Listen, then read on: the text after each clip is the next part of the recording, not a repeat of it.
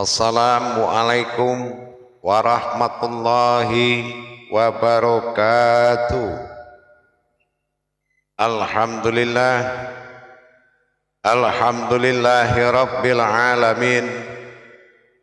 Assalatu wassalamu ala asrafil anbiya'i wal mursalin sayyidina wa maulana Muhammadin. Ashhadu an la ilaha illallah wa ashhadu anna Muhammadar Rasulullah. Allahumma sholli ala sayyidina Muhammadun musabihil wal ikram ya wal jalil wal ikram. Subhanal malikul quddus subhanatil izzati wa azzamati wa haibat wal qudrat wal sultan wal kamal wal jamal wal kibriyai wal ijabarut wala yahutu wala ya'budu abada. Suhubukum kudus surabuna wa rabbul malaikatihi wa ruhi subhanallah walhamdulillah wa la ilaha illallah wallahu akbar wa tahirin wal mujahidina amma ba'du ibadullah. Alhamdulillah, bersyukur kita kepada Allah atas sekalian nikmat hidayah dan karomahnya sehingga kita dapat bertemu lagi dalam tholabul ilmi, tentunya dalam makom majelis zikir Ma'rifatullah Indonesia dan dalam tayangan YouTube Buya Pasaman Timur, kupas tuntas ilmu hakikat amal dan ibadah. Insyaallah mudah-mudahan bermanfaat. Dalam waktu dan kesempatan ini tidak akan pernah kita lupakan, marilah sama-sama kita sampaikan salam dan sujud kita kepada junjungan kita Nabi Allah Nabiul Akhir Zaman Rasulullah Muhammad sallallahu alaihi wasallam. Atasnya kalimahnya kita kalamkan bersama-sama dengan menyampaikan Allahumma sholli ala sayyidina Muhammad wa ala alihi sayyidina Muhammad. Jamaah kaum muslimin dan muslimat dimanapun berada, rahimakumullah. Insyaallah dalam pertemuan dan kesempatan yang sangat kita muliakan ini, saya akan berbagi tentang tingkatan rahasia di dalam takbir sholat. Untuk menamai sebuah takbir tadi, perlulah satu wujud yang pasti. Apa yang dikatakan wujud yang pasti? Mengangkat tangan dengan mengangkat takbir itu beda. Takbir yang diangkat melalui tangan atau tangan yang diangkat melalui takbir, ini persoalan yang perlu diselesaikan. Dalam hal ini sangat kita harapkan mendapatkan tingkatan-tingkatan dari kebesaran Allah yang dirahasiakan di dalam masa takbir. Ini adalah kejaran yang wajib kita kejar. Kejaran yang wajib kita dapati, makna yang nilainya tertinggi atau nilai tinggi. Kenapa? Di dalam masa mencapainya suatu nilai di dalam ibadah, tentunya dengan memahami tingkatan-tingkatan rahasia yang ada di dalam syariat itu. Maka dikatakan selama ini dalam tausiah saya yang sebelumnya, capailah amanah yang ada di dalam syariat itu. Kenapa? Yang dikatakan ibadah itu ya amanah yang ada di dalam syariat. Kalau syariat itu amaliyahnya, nah nilainya adalah amaliyah, sebuah perbuatan baik yang dilakukan oleh jasad atau dikatakan dengan marhalah bil jazadiyah. Tetapi untuk mendapatkan ibadah, ya ayyuhallazina amanu, ini amanu, amanah, aminun, aman. Orang yang mendapatkan amanahnya yang ada dititipkan di dalam syariat, inilah gunanya sebuah akal. Inilah akal yang akan berpikir ada apa di balik syariat. Afala tufsirun, kenapa engkau tidak berpikir, kata Allah. Tidak perlu kita cerita kemana-mana soal ibadah. Sempurnakan terlebih dahulu salatmu. Ya, bagaimana kita mendapatkan? Nah, pada waktu dan kesempatan ini, saya akan memberikan suatu pandangan dan berbagi wawasan dengan ilmu pengetahuan. Mudah-mudahan bermanfaat. Insya Allah. Takbir ini menandakan dua perkara. Kenapa saya bilang dua perkara? Memang banyak tingkatannya, tapi perkaranya hanya dua. Perkara keilahinasan, ketuhanan bagi dirinya, dan kepada yang kedua kepada Rabbil Alamin, yaitu masa Tuhan bagi sekalian alam. Ketuhanan dirinya dan masa Tuhan sekalian alam. Ini sifat Allah yang dua ini harus kita cermati dengan baik. Harus kita benar-benar hati-hati dan cermati dengan baik. Ada kalanya dia di Rabbil Alamin, ada kalanya dia di Ilahinas. Nah, ini harus benar-benar diwaspadai. Nah, nanti apa hubungan solat ini dengan rakaat atau dengan jumlah yang ada pada rakaatnya? Dan ba'da itu apa kodratnya? Ini diperjelas. Meskipun itu sudah dipahami dan pernah saya sampaikan dalam tausiah. Tapi sekarang bagaimana yang dikatakan menyembah dan disembah? Nah, gitu. Siapa yang disembah, siapa yang disembah, itu sama artinya. Dikala dia di Rabbil Alamin, dia disembah, gitu.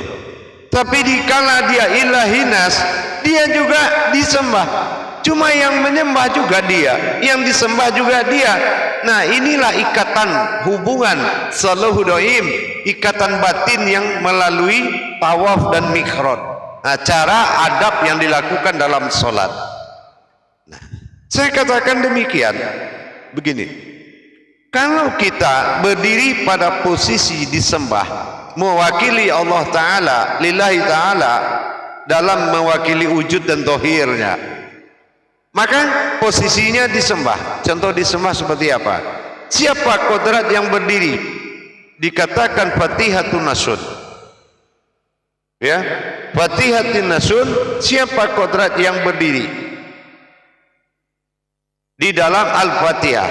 Itulah yang disembah oleh kodrat yang ada dalam rakaat, yaitu dalam ba'danya 4, 3, 2. Nah, itu namanya dia disembah dengan kedudukan Rabbil Alaminnya. Nah, yang kedua, Ilahinas, Tuhan daripada sekalian wujud yang hidup, Tuhan daripada wujudnya sendiri, kehambaannya. Nah, ini berarti luputnya yang menyembah kepada yang disembah menjadi satu. Luputnya yang menyembah pada yang disembah, ini jadi satu. Nah, inilah Allahu alam tadi. Ada Allah, ada aku, ada alam. Allahu alam, ada Allah, ada aku, ada alam. Nah, jadi kalau kita sudah bisa mentajalikan seperti ini, indah dan nikmat sekali solat ini. Untuk meninggalkan kita tidak sanggup karena keindahan tadi. Tapi kalau kita tidak paham fungsi takbir di dalam solat, menyembah atau disembah. Nah, ini. Jadi saya ulangi, kalau dia berdiri Allahu Akbar, itu beda cara pengangkatan takbirnya kalau kita jadikan disembah. Ya, kita ambil yang disembah dulu. Rabbil Alamin, sekalian alam. Berarti berhubungannya kepada kodrat yang ada di dalam rakaat. Nah, begitu kita mengangkat, memperlihatkan wujud dengan zatnya. Allah, kita memperlihatkan wujudnya, yaitu zahir. Allahu, hu itu sudah sampai di pusat. Akbar itu memperlihatkan, ya, akbar kepada wujud yang ada di dalam ba'da, wujud yang ada di dalam ba'da tadi. Dia sudah melihat, memperlihatkan dia. Nah, itu kalau disembah. Bagaimana kalau menyembah? Nah, itu menapiskan semua yang ada, tiada yang lain melainkan dirinya, yaitu bersaksilah keakuannya kepada ketuhanannya. Bersaksilah keakuannya kepada ketuhannya dengan menyembahnya, keakuannya kepada ketuhanan dirinya. Nah inilah seperti kita makan, kita perintahkan tangan kita mengantarkan nasi ke dalam mulut kita. Ini namanya ada kehambaan dan ada ketuhanan. Ini keakuannya kepada wujudnya, ketuhanannya sendiri. Indah sekali kalau kita memahami lebih dalam. Jadi fungsi dari tingkatan pemahaman ibadah ini, afqalala fil mu'minin, beruntunglah orang-orang yang berilmu. Keberuntungan orang-orang berilmu itu adalah orang yang bisa mencapai tingkatan-tingkatan ketuhanan di dalam proses takbirnya, ya, di dalam proses takbiratul ihram. Ini adalah pencapaian dari ketingkatan derajat. Jadi kalau kita sudah belajar bagaimana meningkatkan derajat solat, tentu dengan meningkatkan nilai takbir tadi. Dikaji solat itu lagi, sejauh mana kita bisa menikmatinya. Nah gitu. Jadi wujud yang menikmati ini adalah keakuan dirinya sendiri. Aku adalah Tuhan. Ya, aku adalah aku dan aku ingin menjadi Tuhan. Nah ini aku adalah aku tadi. Dia menikmati sekali. Nah gitu ya, dia menikmati tadi.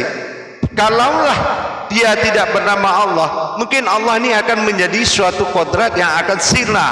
Tetapi karena dia adalah menitipkan keakuannya di dalam zatnya tadi, seperti yang pernah kita bahas dari tayangan yang selalu, disitulah dia menerima nikmat. Wa mimma razaqnahum hum yunfikun. Benar-benar dia menikmati kedatangan seseorang, wujudnya datang dia untuk menikmati penyembahan tadi. Sementara aku adalah aku tadi, ini adalah ketunggalan yang sama apapun dia tidak akan bersekutu dengan apa yang dia nobatkan tentang ketuhanannya. Maha pengasih, maha penyayang, maha adil, semuanya tidak akan mendapatkan berdiri pada keakuannya, tetapi didirikan dalam keakuan yang dititipkan kepada zatnya yang akan disembah oleh pada nur-nurnya yang banyak. Nah kita ini, nah jadi dengan demikian proses bertuhan ini sangat mudah dan sangat indah sekali. Tapi memang butuh perjuangan. Tidak ada orang yang belajar tanpa menjalankan tajalinya hanya di marifat saja. Tajalli itu harus mencapai rasa dan mengalami dan nyata berhubungan. Nah gitu. Jadi inilah yang sangat kita harapkan kepada kita semua kaum muslim. Bagaimana kita mencapai titik nikmat keakuannya Allah tadi dalam menikmati penyembahan daripada sifat-sifat dia. Kalau kita tidak merasakan nikmatnya solat, bagaimana bisa kita mencintai sebuah solat? Rasa cinta itu datangnya setelah kita menikmati. Nah gitu. Tidak mungkin kita memaksakan sebuah cinta kepada yang tidak bisa dinikmati, perbuatannya, apanya. Tapi ternyata indah sekali perjalanan Allah dalam mendirikan solat. Tidak kujanjikan sesuatu bertemu denganku melainkan dalam solat. Inilah keakuan yang menikmati ketuhanannya. Bagaimana keakuannya menikmati ketuhanannya? Dengan proses seperti tadi. Dengan dia awal mentitipkan ruh yang ditiupkan kepada zatnya sehingga menjadi ruhani. Inilah yang nikmat yang dia rasakan. Rohaninya menerima penyembahan nuraninya. Ini yang pertama. Leburlah asma pada husna. Lebur kedua adalah husna. Berdirilah husna untuk mendirikan dirinya untuk disembah oleh sekalian alam. Ini tahap kedua, yaitu dikatakan ta'yil sani. Ini sudah tingkat ketiga, ta'yin sani. Artinya dia menikmati penyembahan umatnya. Nah ini artinya dia sudah menikmati luas Rabbil Alaminnya dengan dia dirikan suatu wujud yang dikatakan dengan ihsan tadi. Sehingga ihsan berdiri mewakili sebuah wujudnya untuk menerima penyembahan dari kodrat-kodrat yang diisikan ke dalam ba'da atau rakaat yang didirikan ihsan ini pada Al-Fatihah atau dikatakan Fatihatun Nasun. Tajalli batin Allah adalah wujud rahimah, yaitu berwujud diri bagi Allah. Itulah Al-Fatihah, Fatihatin Nasun. Di sini sudah kita bisa menikmati bahwasan dari takbir yang dua tadi, menyembah atau disembah, bukan berbeda lagi, tetapi yang menyembah juga yang akan disembah, yang disembah juga yang akan menyembah. Artinya seperti ini, kalau yang menyembah ini disembah, ini adalah Rabbil Alamin, tetapi yang disembah Rabbil Alamin ini adalah yang menyembah, itu luput kepada wujud yang disembah. Artinya aku luput dalam diriku sendiri. Inilah berdirilah tunggal wahid. Nah, ini dua progres ini wajib didapati, meskipun ini hanya bisa dilakukan oleh tingkat para wali, ya. Tapi semuanya saya rasa wali juga. Tidak ada orang semuanya wali, sekecil-kecil apapun dia wali Allah. Benar, karena dia mewakili Allah, karena tidak ada satupun yang bisa langsung kepada Allah. Nah, ini kan, jadi dengan demikian kita mencapai titik kesempurnaan. Mencapai titik kesempurnaan tadi tentunya dengan mendirikan kodrat-kodrat Allah pada diri kita. Bukan tidak ada selama ini, cuma selama ini kodrat ini menjadi pengakuan diri. Ini yang merusak, ya, ini yang merusak. Merasa bisa menghadap Allah dalam solat, merasa bisa mengingat Allah dalam zikir, merasa sampai ucapannya kepada Allah, merasa Allah, ada Allah. Cuma merasa, tapi dengan kita belajar tajalli dengan kebenarannya, tidak lagi merasa, tapi sudah terasa. Nah, ini yang perlu dipikirkan. Man lam yazud fa'alam yarib. Orang yang merasakan niscaya akan tahu inilah Allah, tapi dia tidak bisa merasakan tajalli Allah pada diri, dia akan tidak tahu siapa Allah itu. Ini yang wajib kita tingkatkan dari masa belajar tadi, bahwasanya mencapai Allah itu, mencapai Tuhan itu dengan Allah, artinya pencapaian tingkat kodrat demi kodrat. Penyembahan pada nur, disembah pada zat, zat menyembah luput pada batin, batin wujud pada sir, sir adalah hak.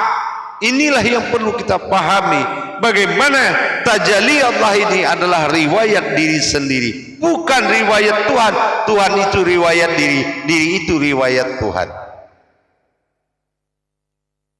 Jamaah yang dirahmati Allah rahimakumullah. Jadi kalau kita paham tingkatan-tingkatan pengetahuan hakikat kepada Allah, akan merubah derajat takbir solat kita, akan merubah takbir derajat solat kita. Kenapa tidak? Rabbil alamin illahin nas, alhamdulillahi rabbil alamin.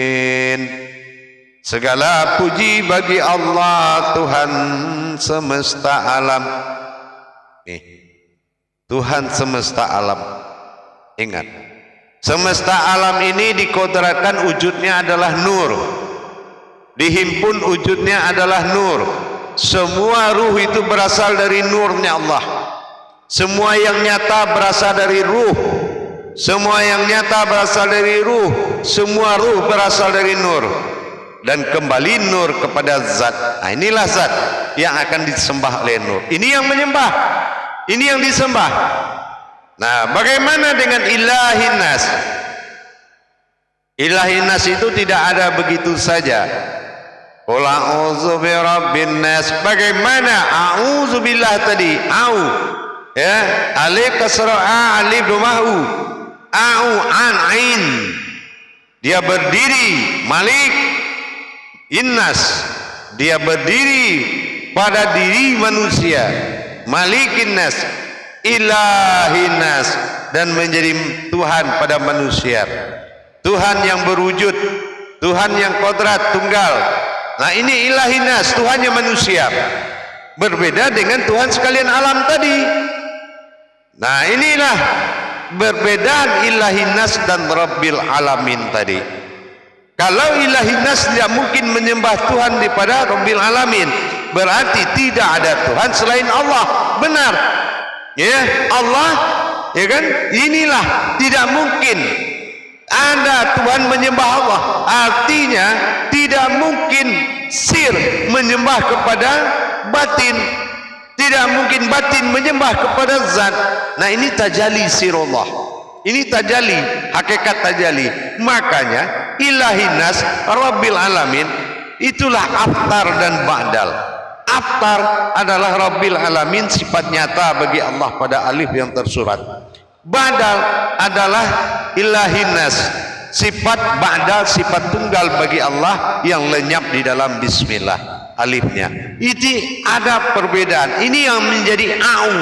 Apabila dia berpadu menjadi an, ain dan au, artinya dia menjadi kodrat batin yang bisa melihat apa saja. Nah, ini akan menjadi sir. Inilah kul a'udzu birabbin nas. Inilah yang menguasai manusia. Makanya manusia itu wujud bagi Allah. Karena itu adalah penguasaan a'u atau rabbilnya alaminnya. Jadi dengan ilahi nas maka terjadi dua perkara tadi. Luputnya aku pada wujudku sendiri itu adalah sifatnya ilahi nas. Tapi berdiri aku untuk menerima sembahan Rabbil Alamin. Ya, di sinilah alhamdulillahi rabbil alamin. Di sinilah dia benar-benar zat hamdu itu berdiri untuk disembah oleh sekalian alam. Tetapi yang berdiri dalam auzubillahi minasyaitonirrajim itu adalah hakikat suatu kodrat alam yang tidak ada kebatilan dan tidak terpandang oleh kebatilan sedikit pun, dan dia hanya bisa dirasakan oleh orang-orang yang telah terbuka mata batinnya kepada Allah. Dengan demikian ilahi nas ini adalah kodrat kedua yang disembah dan yang kedua yang menyembah. Jadi dengan dua kodrat tadi kita bisa memandang tabir pada kodrat apa kita berdiri pada itu. Makanya Allah katakan aku dalam prasangka umatku sendiri. Silakan kita menetapkan prasangka nikmat mana yang harus dipakai, bukan nikmat mana yang harus didustai. Ya, sekali lagi pesan saya, nikmat mana yang akan kamu pakai, bukan nikmat mana yang kamu dustakan. Itu yang harus dipahami. Jadi dengan kita sudah bisa mendirikan dua kodrat ketuhanan dalam solat, itu sudah memiliki jangkauan luar biasa sekali. Luar biasa ibadahnya. Luputnya aku pada wujudku dan disembahlah aku pada sekalian yang mewujud. Itu luar biasa sempurna Tuhanmu dalam dirimu. Insya Allah mudah-mudahan kamu adalah suatu wujud yang terbawa pada wahwa ma'akum aina ma kuntum, dimanapun dia di situ kamu. Insya Allah mudah-mudahan berkah. Inilah aneka ragam takbir di dalam mencapai tauhid kepada Allah Subhanahu wa taala. Alhamdulillah, mudah-mudahan bisa bermanfaat. Akhirul kalam, wabillahi taufiq wal hidayah. Assalamualaikum warahmatullahi wabarakatuh.